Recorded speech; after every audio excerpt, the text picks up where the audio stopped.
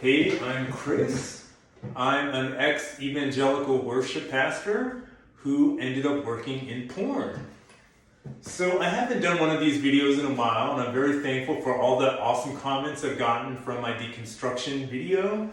And as a young man who used to be a worship leader in Evangelical church, I've had a lot of experiences in church, and I wanted to share them. And this is something that happened a good 10 years after I became an evangelical Christian. I ended up working at an adult video store, and later probably ended up in an adult movie once or twice. Now, before you click off of this and try to do a web search on Pornhub for anything that I've appeared in, good luck, because I already did that web search. They've reoriented that website so many times that I think if there are any features that I've been in that were on Pornhub, they're probably not there anymore. So good luck with that. And keep in mind, the last time I did an adult video was a little bit less than 10 years ago, and I was a good 15 pounds lighter than I am now. So that being said, I'm gonna start at the beginning. So a good 20 years previous, I was an evangelical Christian, and I was a worship leader. Now, I got saved in the 90s, and I was on a worship team of a church called Meadows Fellowship in Las Vegas. So as a teenager, I played piano on this worship team for several years, and when I turned 21 years old, I was offered a position as a worship leader for a sister church of Meadows. So I took the job as a worship leader. At first it was easy, and then it became hard. And I was subsequently let go from that position. Honestly, as angry as I was at the time about it, this is probably the best thing that could have happened to me, considering who I am now. Now, all I have to say about working in the adult industry in comparison to working as an evangelical preacher or worship pastor is that I've learned more tolerance working in the adult film industry than I have ever learned working at a church. And I will share my story and let you know why. So, I left the church for several reasons. I left the church because I knew I was a homosexual, and I knew that those feelings would never go away. And anybody who's struggling with that is the big reason I shared my deconstruction story. So that was only one reason I left that church, and it was a big reason and probably the main reason, but at the same time as I saw hypocrisy, I saw lying, I saw theatrics, I witnessed in real time that Christians have no problem lying in order to push their religion, lying about history, lying about morals. Basically, they will say whatever they feel they have to say in order to push their Christian agenda. So I was not cool with that. I had seen many instances at that church that I felt were not Christian, or at least not biblically Christian, but they were more than happy to push another agenda in order to get people in the church. So I left. Now, a good 10 years down the line after leaving this Christian church, and keep in mind, even though I had left Christian church because I knew I was a gay, Christianity lived a good 20 years in my mind rent-free. So even though I wasn't actively worshiping as a Christian, and I had gone to other churches, I had gone to churches that were gay-friendly, even though I was still Christian in my heart, I knew something was a little bit off about it. So there was a time between 27 to 30 years old that I was out of work. I used to do a lot of temp work. I've done many different jobs in my 20s. It was a running joke between me and my friends that I would get a new job every other month or every other week. I believe in my 20s I had at least a dozen different jobs. I've been everything from a bartender to retail. I've worked for a fashion design company. I've worked for casinos. I've been, I worked at a dry cleaner. I worked at a music store. I've done countless retail. I've worked in food prep. I've worked in food preparation and delivery.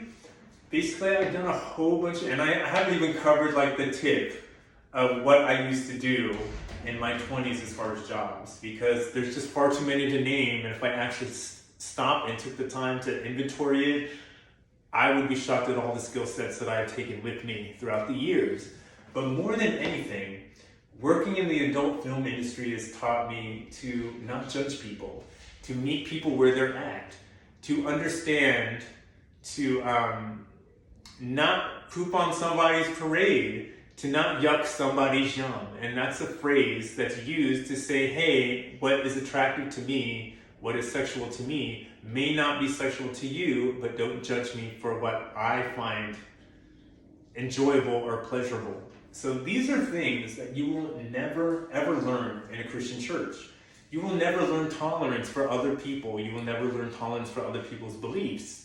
Your belief is paramount. And in purity culture, if you don't adhere to our beliefs, then you're reprobate, or you are damned, or you're going to go to mythological hell that they're making up in their heads, run by their mythological god that they've made up in their heads. So, if you've also read the Old Testament, they're not very happy with sexual practices that they don't approve of. But if you've read the Old Testament, you would understand that under orders of the Hebrew God, they were allowed to commit genocide on different societies. They were allowed to take the children and the money and the women from other societies as their own.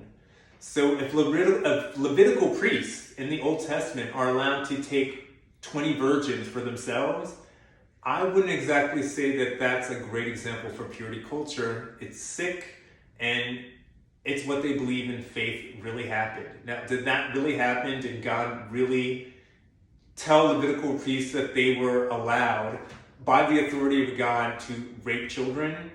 Probably not. Honestly, after all the deconstruction that I've gone through, honestly, I don't believe God told anybody to do any of the crimes that are talked about in the Old Testament or the New Testament. I don't believe God told anybody to do any of that. I believe that they had illusions to what they felt was right, and they basically used their religion as an excuse to commit those horrible crimes. So, back to religion and porn. I was unemployed between 27 and 30. I had gone through like a downslope. I had a friend who worked at the adult superstore. Now, what is the adult superstore? It is a mall of sex toys and videos and lingerie. And the adult superstore happens to be the biggest adult store in Las Vegas. Now, it's basically a mall. It's a mall of sex. So, I get this job. And this is 10 years after I'd stopped going to Christian church. Now, it took me a good 3 months to warm up to not being judgmental. It took me a good 3 months to learn how to be a cashier who can basically ring up a whole bunch of dildos and dongs and lubrication and sex toys and lingerie like it was milk and bread. So, the first thing they tell you when you go into the adult video business is that you can't judge anybody, that everything, you have to treat everybody normal and just like they were walking into a 7-Eleven. It's always good to have a nice, well-rounded sexual experience to work there, just so you're not shocked by anything that you see. My favorite customers, to tell you the truth, that came into that place were couples. Couples would come on a date, and either they were married couples and they lost a little bit of that like sexiness in their relationship, so they went to the adult store together to pick out toys, to talk about things that they're into to help their relationship, not just their sexual relationship, believe it or not. Opening up that kind of conversation to, hey honey, I'm into this. You may not have known that about me. Hey honey, you're into that. I didn't know that about you. Let's explore these things. Now, believe it or not, that is 100% safe and healthy for their relationship and their bodies. So I had seen a lot of that going on, and those are my favorite customers in the world. Also, it was the cutest thing. When I worked at the adult superstore and I was single and I was dating, I would bring dates to the adult superstore on my day off so they could see what I did. And we would go up and down the aisles and laugh at toys and lingerie and movies and all sorts of things that I would bring up every day as my job because I tried to keep an awesome sense of humor working there. So what is the adult superstore? Movies, toys, lingerie, and movie theaters and arcade theaters. Now, a movie theater is where you go into a small little movie theater. They're not a giant movie theater like when you go to the movies to see an X-Men movie or a Marvel movie. They're not like that. They're small theaters where you watch porn, and it's usually male-based, and they're basically masturbating in public. The same with the arcade booths. There are little booths where you can watch videos, and men have anonymous sex. Sometimes there's women, sometimes there's trans folks that come in, but mostly the pornography industry is basically, it's been made for men. A lot of industries, and the sad thing about human life is a lot of industries are geared towards men. Because for some reason in society, they believe that men are the big spenders, which is not true, because if you know anything about the pink tax, women pay more for everything. Everything that men have and women have in common as far as purchases, women pay more. It's the exact same in the pornography industry. So when it comes to porn, not only did I learn tolerance, I also learned that there's many different heads in the pornography industry. Now, if you've ever studied Greek mythology, and I was a big Greek mythology nerd when I was a child, there is this monster called the Hydra. And the cool thing about the Hydra is that it had multiple heads, and if you cut off a head, another head would grow in its place. Now, the pornography industry is very much like that. Everybody knows about production in the porn industry. That's where you have your actors, your actresses, your directors, your cinematographer. You have people who write the music. I'm pretty sure there are DJs in Las Vegas who have written plenty of porn music, because Las Vegas is one of those states where you're legally allowed to create pornography. And I believe there's a small handful of states where you are able to create pornography. I believe California, Nevada, Texas, New York, probably Florida, probably not any place in the Bible Belt, but there are certain places where you're allowed to produce porn. The other side of porn that I've been on is distribution. And believe it or not, that's where the money is in porn. Not the producers, not the actors, not the directors, none of that. Even though they do kind of have fun at their job, most of them see it as just work. Other porn people look at it as a way to become famous.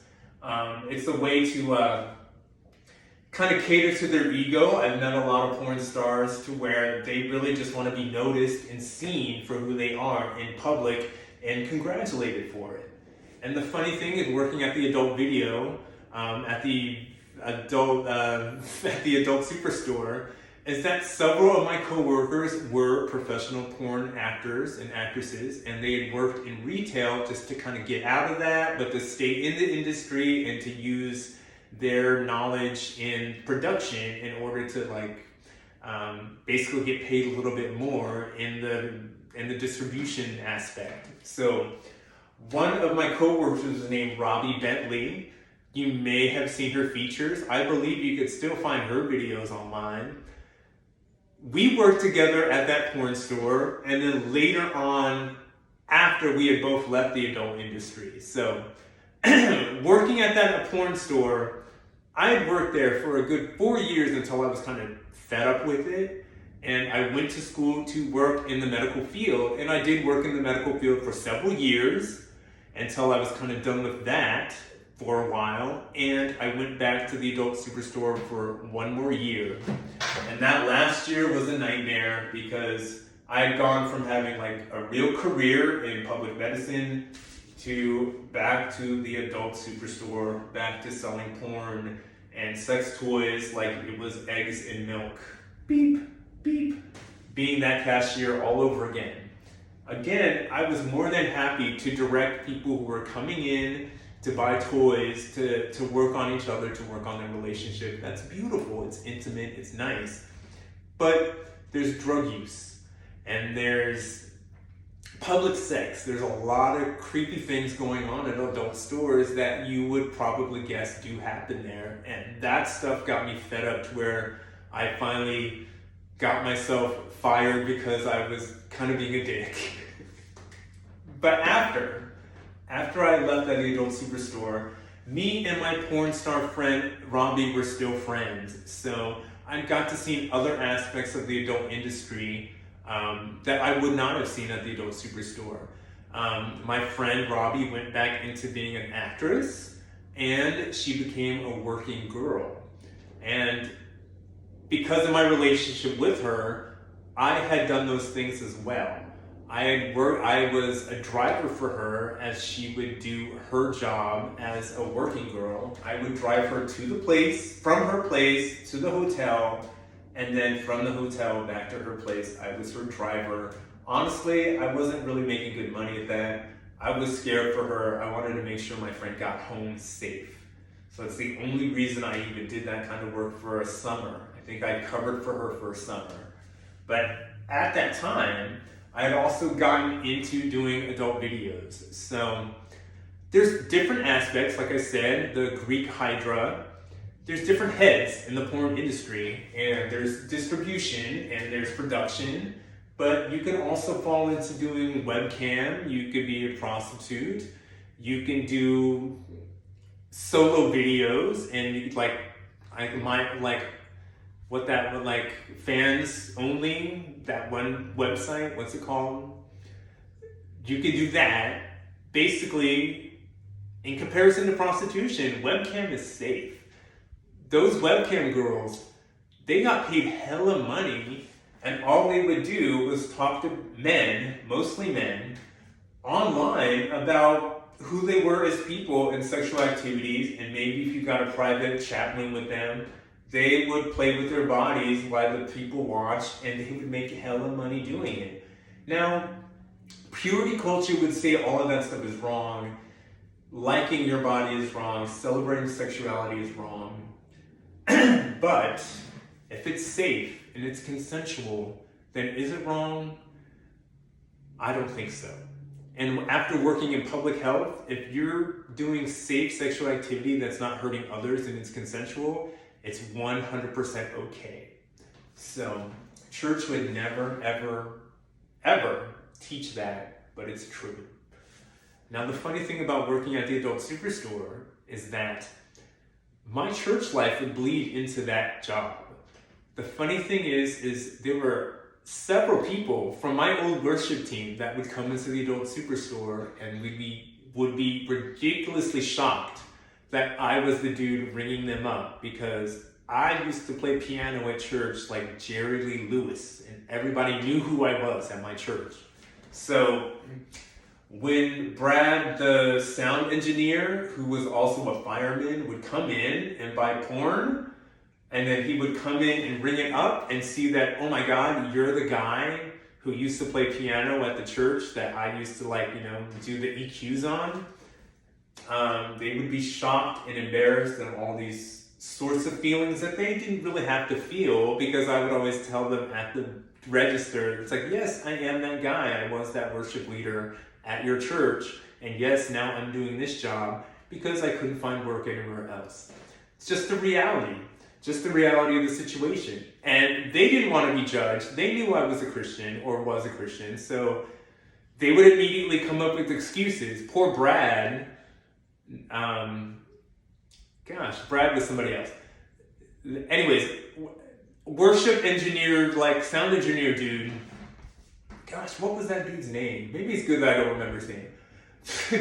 He would come in for porn, and it was just like porn magazines. Any magazine that he could have bought at a Barnes & Noble, he could have gone into a 7-Eleven and bought that magazine, which I thought was hilarious, because he went into the adult superstore, a giant mall filled with sex toys on every aisle, movies on every aisle, lingerie upstairs, like an entire section of butt plugs, an entire section of dildos and dongs and vibrators, But he went and got the like milk toast porn in the back that nobody buy those magazines. Honestly, all the magazines at the porn store, they bought them in bulk from like some Los Angeles distributor. It's like ridiculously cheap porn printed on a magazine. I just thought it was hilarious because it was straight porn. It wasn't even fetish porn. It was like soft core porn that you'd probably watch on Skinamax or Showtime, late night Showtime. So I thought it was hilarious. He's buying milquetoast like porn, and that he's making excuses to me at the register as I'm ringing it up. So I thought that was hilarious. It was Mike. Mike's the dude's name. Mike, the sound engineer. So his big excuse for bringing up his porn magazines is like, oh my God, my wife's pregnant. And I'm like, dude, I don't care. I honestly don't care. I'm not even judging what kind of porn you're into. Now, it would be funny if he was buying like gigantic ass porn or gigantic boob porn, BBW porn, if he's buying trans porn. I would think that was hilarious, not because I'm judging him on his like what turns him on. It's hilarious because he thinks it's bad that he's attracted to those things. That's what's funny, because there's no reason to beat yourself up for having sexual feelings of any kind. They're 100% completely natural. And then when it comes to pornography, believe it or not, it's safe sex. Purity culture may tell you that it's poisoning your mind, it's killing your soul, but at the same time, it is important to know your body. It's important to know what feels right to you. It's important to know consent. And sex with yourself, masturbation, is 100% completely safe and clean. And depending on how clean you want to be doing it. And there's nothing wrong with it. So I thought it was funny that his big excuses for reading porn was he's had a pregnant wife at home. At least he wasn't out cheating on her like in the arcade or anything like that. That, if I was him, I would be embarrassed about. But buying a magazine in a porn store, nothing to be embarrassed about. So that was only one of the people from my church life that bled into porn. There was another guy. He was on the worship team as well. His name's Brad. He played trumpet. He was a good-ass singer. We sang together in the choir. We played together on the worship team, and I really liked that dude because he was a damn good trumpet player. And I used to play trumpet in band in school. I was playing piano at the worship team because I had gotten piano lessons as a child, and I fell in love with piano again when I started to attend church, and that's how I became their piano player at that church. But dude was embarrassed because he was buying the exact same milk toast porn that like Mike was buying, and he had the same excuse, dude. It's like Christians have one excuse for buying porn. My wife is pregnant, we're not having sex right now, and I have to get porn in order to get off. Now, what really makes me sad is that they really weren't even exploring their sexuality. They were just propagating the same milk-bone porn, the milk-bone sexual feelings that they had always had, that they feel was correct in their religion. Honestly, I was kind of disappointed, more like, why aren't you guys grabbing ass plugs off of the wall and some lube and experimenting in that way? You're really just reading a magazine and beating off.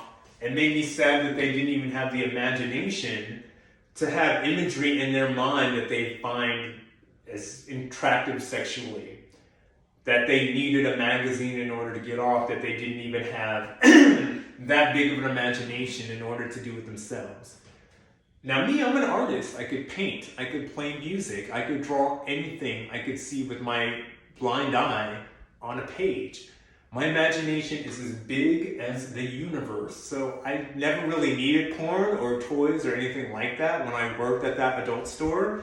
I did buy those things because we had an awesome employee discount, but at the same time, as I would make running jokes with my coworkers that like I could find better sexual equipment at a Home Depot to bring out on a date than stuff that we would find at the adult superstore because, hello, I have an imagination and I knew myself and my body and what I was into. But more than anything, working in porn taught me that you can't judge others for what they feel is appropriate for them. You're never going to learn that in a church. And working in adult videos, I learned the exact same thing. And working in prostitution, I learned the exact same thing. Now, what's sad about pornography is there are those dark corners that you can get stuck in. Like my girlfriend Robbie started working as a working girl because she wasn't making many videos. And also, working girls and working boys, most likely they have a substance abuse problem that they're trying to maintain. And that's a lot of reasons why they are working on the streets. And it's funny because there's like 3 tiers of prostitution in Las Vegas, and I will happily bring you down those tiers so you could understand it a little bit better. So, one of my other girlfriends was a high-priced call girl. Really miss that lady.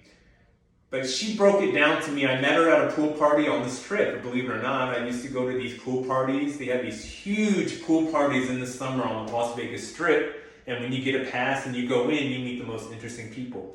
And I met this gorgeous blonde lady who was a high-priced call girl, and she broke down prostitution for me in Las Vegas, and I'm happy to share it with you.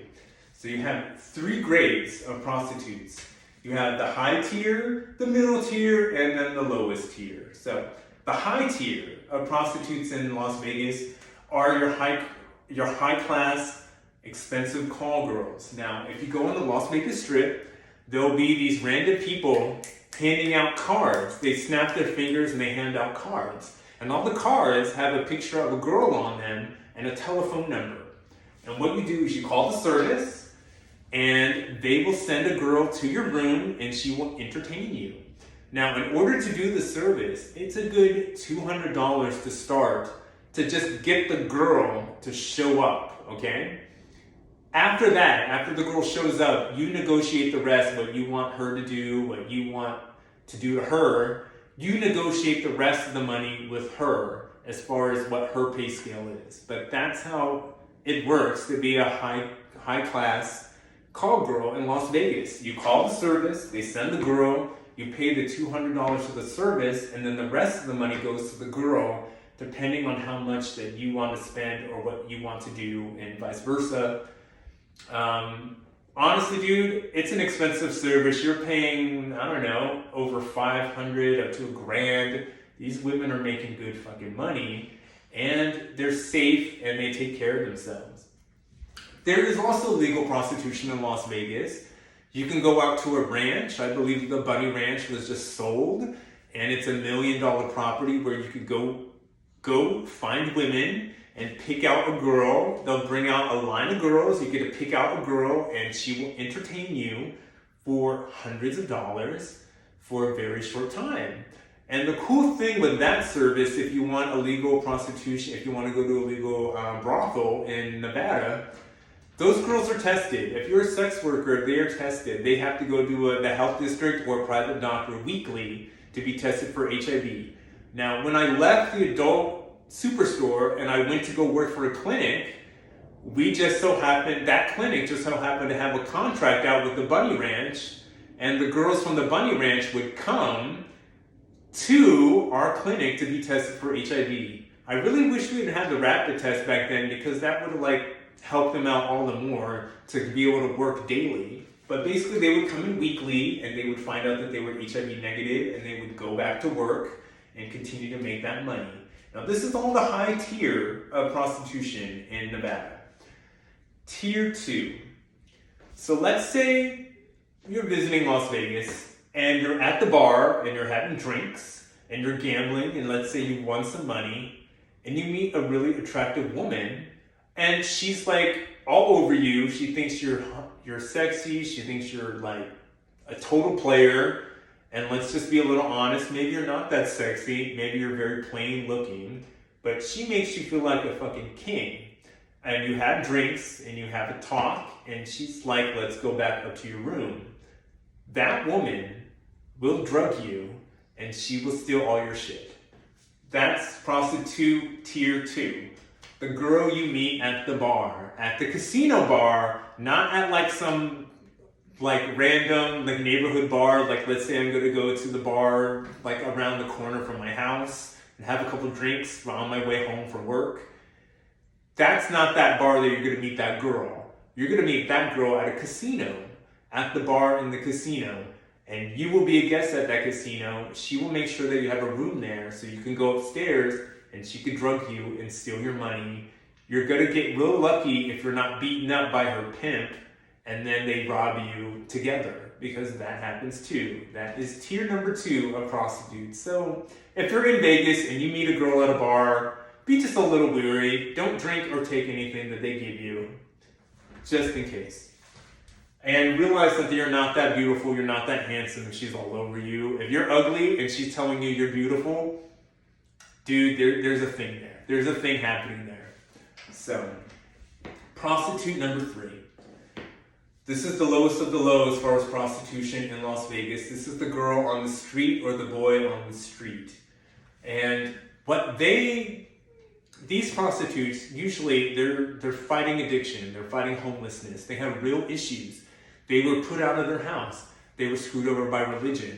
Something happened in their lives that made them who they are. And there's not any little girl or any little boy as children who say, I want to be a prostitute when I grow up. I want to be a sex worker when I grow up.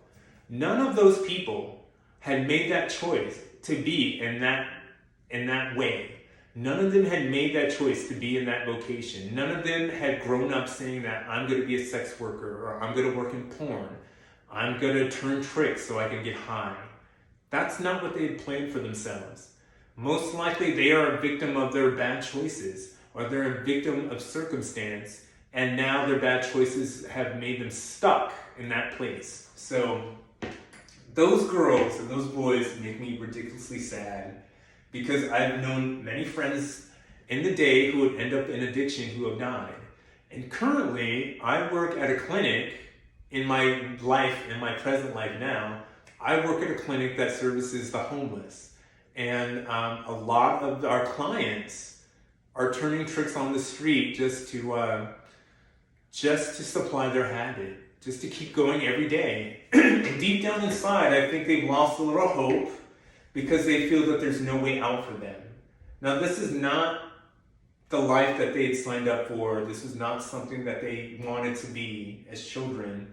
And they're victims. They're not to be shunned. They're not to be judged. They're victims of society, and they need help. And I'm very happy that I'm in the position nowadays to help that population, to help that marginalized population. And honestly, in my current job, I'm going to work very hard because I see reflections of myself in each and everybody who walks through that door. So, as far as my own porn career, I did briefly do a couple of features. Some were amateur, some maybe not so amateur. And I'm happy that I looked it up first. So if you ever wanted to look me up on Pornhub, I'm very happy. I couldn't find myself. Hopefully you can't find me either. Now, I'm not ashamed of any of the videos or anything that I was featured in myself. Number one, I was completely safe. I was practicing safe sex. Number two, I was not ashamed of my body. And keep in mind, I was a good 15 pounds thinner back then. And this is almost 10 years ago. So I think I had a full beard at the time too. So I probably kind of looked the same. But I had complete confidence in who I am at the time to do that kind of work. And I wasn't trapped in it in any sort of way. I wasn't coerced into doing it. And those things do happen. Usually producers, directors, they find people who have low self-esteem and they kind of manipulate it. Or they find people, especially amateur videos, and I don't know if you've ever watched amateur porn, but you'll notice the person in the amateur porn, they're kind of nervous at the very beginning. They don't know what boundaries they're going to cross. And it's funny being on a porn site. It's not as sexy as you might think. And it's not as professional as you might think. It'd be great if there was a crafts, if there was crafts foods there and there were a whole bunch of crew. But usually it's 3 or 4 people, a sound engineer, a photographer, a director. That's pretty much it, and your actors. So it's not glamorous.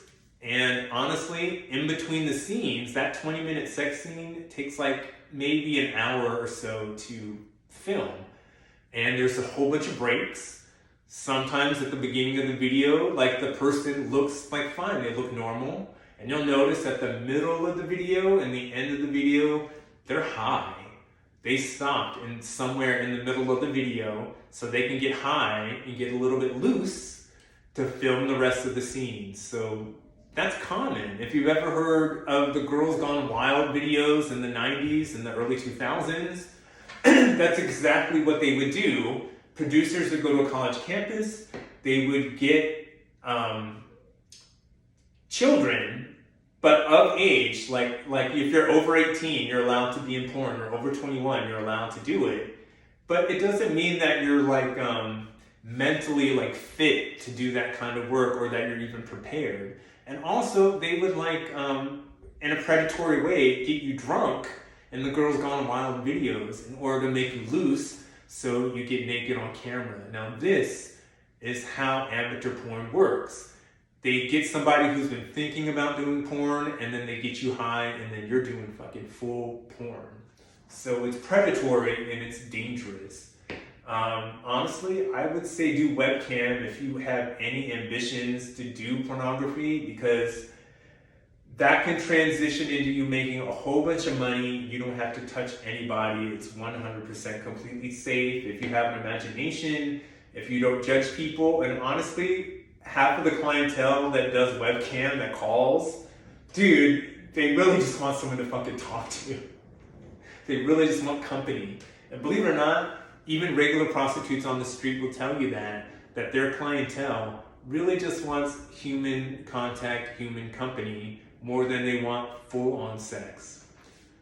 But looking back 10 years into the past, and 20 years into the past, from being an evangelical worship pastor to working in porn and to now working in public health, I've learned more tolerance for human beings than I ever did at a church. I've learned more tolerance for different beliefs, different lifestyles, than I ever did at a church. I've learned that human beings come in so many different flavors, so many different identities, so many different careers. And we all have trauma, and we're all carrying it with us. And that trauma is making us who we are, whether we recognize it or not. So I understand that I have religious trauma, and I still carry it with me. And my videos are, the hope of my video is that maybe it comforts somebody who might share that religious trauma. Not everybody who has a deconstruction story is a homosexual who felt that they were being hurt at their church. There's plenty of other reasons that people deconstruct. Maybe you deconstruct from Christianity because you learn that it historically doesn't line up with what we know in recorded history, from what we know from archaeology, anthropology. I am a big geek for anthropology, archaeology. If there was a socialist Santa who would pay for me to go back to college, I would totally go and study anthropology. And I would love to see the reading list for like Anthropology 101 and like just read that list on my own time rather than go to a university, because oh my God, I love books and I love learning. There could be other reasons that you've left Christianity or that you've had a deconstruction, because you critically read the Bible and you realize that the God of the Old Testament isn't necessarily a nice person, and that the God of the Old Testament ordered a lot of horrible things to happen in the name of their worship. Honestly, I give the God of the Old Testament a pass, because I don't believe any God told anybody to go out and commit horrors in their name. I believe that those horrors were carried out by those individual peoples, and that they have used their God and their religion as an excuse to basically treat their fellow man like shit. And honestly, coming out of being an evangelical Christian, I see that happening today. I see human beings using their religion as an excuse to defame and destroy their fellow man. And I simply can't be a party to that. And I will never again be a worship leader and worship that God that was pro-genocide, that God that is against homosexuals, that God who is against specific races that don't worship it. I will never worship that God ever again. Now, don't get me wrong. If evangelical Christians became like militant and there was a gun to my head telling me to worship their God, I would totally do it. And I'll tell you why. Because I know those worship songs that I sang like that. They will forever be in my head and in my heart. And I could worship God like, our God is an awesome God. I'll put my hands up in the air and I'll sing at the top of my lungs. God of eternity, our God is an awesome God. If there was a gun to my head. But in my heart, I will always know that I can never worship that God because of his own worshipers and to what he's asked of his worshipers in worship of that God.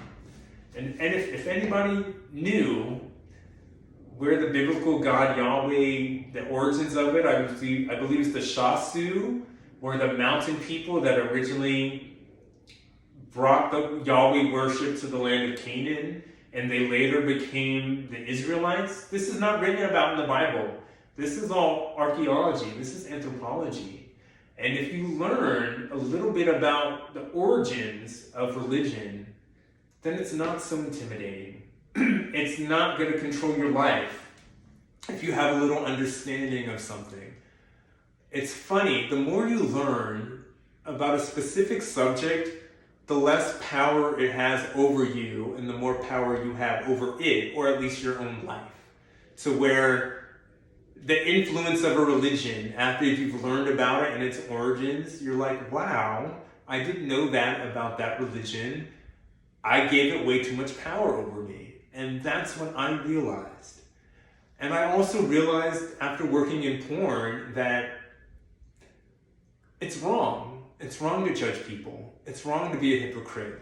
It's wrong to be a member of the religious right and say that we are cool, we are pure, we are going to heaven, and you are not. Because it's a presumption, it's a judgment, and it's not based on any sort of fact. It's a feeling. And it's a feeling of superiority, and it's a feeling of being better, and you want to have dominion over others and make them worship your God and worship in the way that you worship. That's something that I never ever want to be a part of, and I will never worship in that way ever again. As far as being an atheist, I'm not quite there yet. I'm agnostic.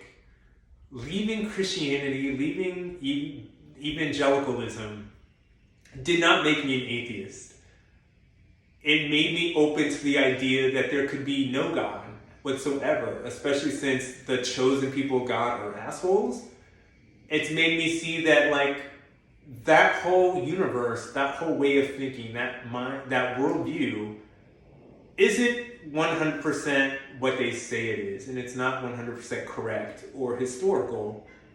And that if only one part of it, if I found in my research only one part of the Christian story that I was taught was wrong, then hey, maybe all of it's wrong. Maybe all of it is a lie.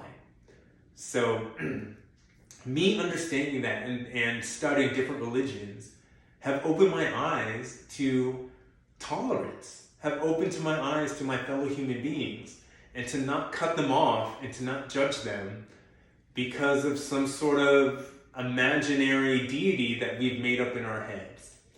So when it all comes down, when it comes to sex, when it comes to religion, when it comes to love, it's important to be as open-minded and as open-hearted as you possibly can be. And when it comes to people who are hurting and they're struggling through something, it's important to be receptive to them and to not cut them off and to not try to win them over to your religion or to your worldview. It doesn't have to be religion. I happen to believe in science. I don't believe that everybody's going to believe in science. COVID has taught us all that there's plenty of people in this 21st century world who reject science completely. So it's not my job to win over people to my worldview. My job currently is to serve my community the best way I can in public health.